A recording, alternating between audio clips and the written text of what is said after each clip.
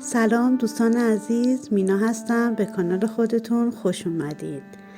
همونطور که متوجه شدید میخوام براتون از عقیده و باور مردم این شهر درباره ارواح مردگانشون تعریف کنم. ممنون میشم کانال رو سابسکرایب کنید و اون کلید زنگوله رو بزنید که به محض گذاشتن ویدیوهای جدید از اون باخبر شید.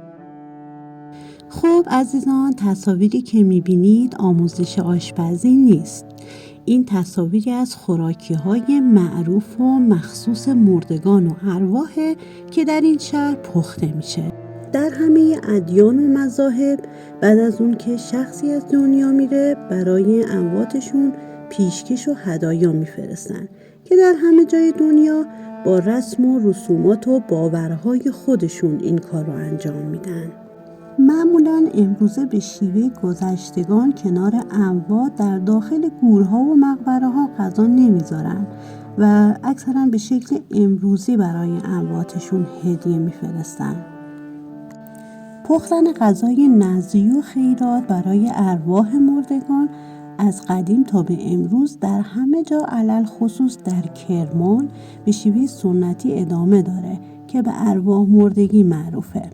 در قدیم الایام تا به امروز که آرد و خرما و روغن در دسترس همه بوده، چندین نوع خوراکی و شیرینی به نام ارواح مردگی درست میکنن که معروفن به خرما بریز، روغن جوشی، سمبوسه خرمایی، کماج، کلمپه و حلوا بریز.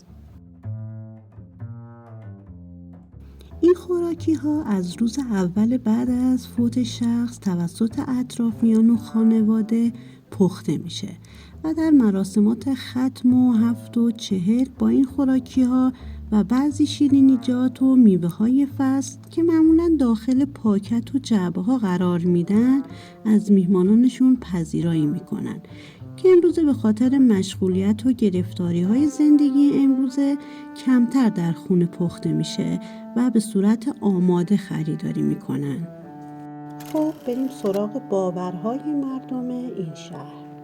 یکی از باورها و اعتقادات جالب مردم اینه که روح شخص مرده هر 5 شنبه و جمعه به صورت پرنده‌ای سبز رنگ و یا کبوتر و پروانه بر بالا و فراز خانه میچرخه که اگر در این 2 روز پرنده‌ای بالای خونه اومد به هیچ عنوان باعث آزار و ترسوندن اون پرنده نمیشن و چنانچه تا غروب جمعه از روح او یاد شه و یا ارواح مردگی پخته شده باشه، روح مرده برای بازماندگانش از درگاه خداوند طلب مغفرت و نورانیت میکنه و اگر تا غروب جمعه کسی بیاد عزیز درگذشتش نبوده و خیرات نکرده باشه، روح اون مرده نفرین میکنه و رو به اهل اون خونه میکنه و میگه خدا شما رو از یاد ببره همونطور که منو از یاد بردید.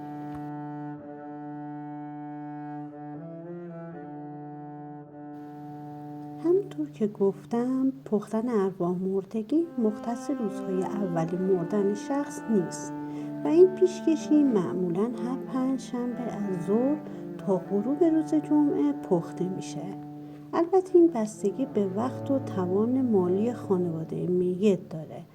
هرچند ماده اصلی ارواح مردگی آرد و روغن و خرماست و هر کس در حد توان و سلیقه‌اش یکی یا چند تا از اینها رو میپزه و به ارواح مردگانش هدیه میکنه.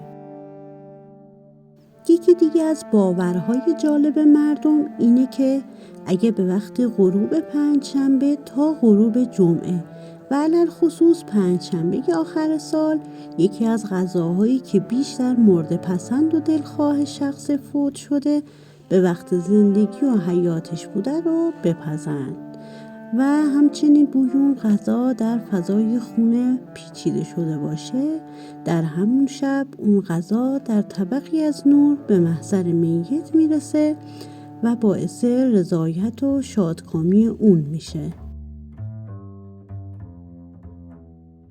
و اما نکته آخر، امروز شاید بگین مگه میشه خوراکی های دنیوی به اموات برسه؟ چون با فکر بعضی از امروزی ها قابل باور نیست و یا اینکه این نظر و باور مسلموناست. اما در همه ادیان ابراهیمی و همه فرقه ها مثل هندو، بودا، مسیحیت، یهودیت و زرتشتی ها بر این باور به شیوه های متفاوت هستند و در معابد و مقابر خود خوراکی های مختلفی میگذارن و پیشکش میکنن به روح مردگان. اما باید گفت که ارتباط با مردگان خصوصا نزولات کاملا بر مؤلفه های باورپذیر استواره. و مسئله دوم این که وقتی گفته میشه مثلا ارواح مردگی در طبقه‌ای از نور به محضر ارواح میرسن، منظور اینه که روح از انرژی زمینیان و خیشان خودش بهره‌مند میشه و ما با همون نیت‌هایی که خالص و سرشار از انرژی خودمون رو به سمت روح مورد نظرمون معطوف میکنیم و این تبادل انرژی یک نوع آرامش خاطر برای ما هم هست و یکی از خوبی‌های این پخت و پز شاید کمکی باشه به نیازمندان که همین باعث خوشحالی نیازمندان میشه و انرژی و دعایی که توسط اونها به سمت ما و امواتمون فرستاده میشه. البته میدونم که در اکثر کشورها و علل خصوص شهرهای ایران باورها و عقاید متفاوت و جالبی از قدیم تا به امروز وجود داره.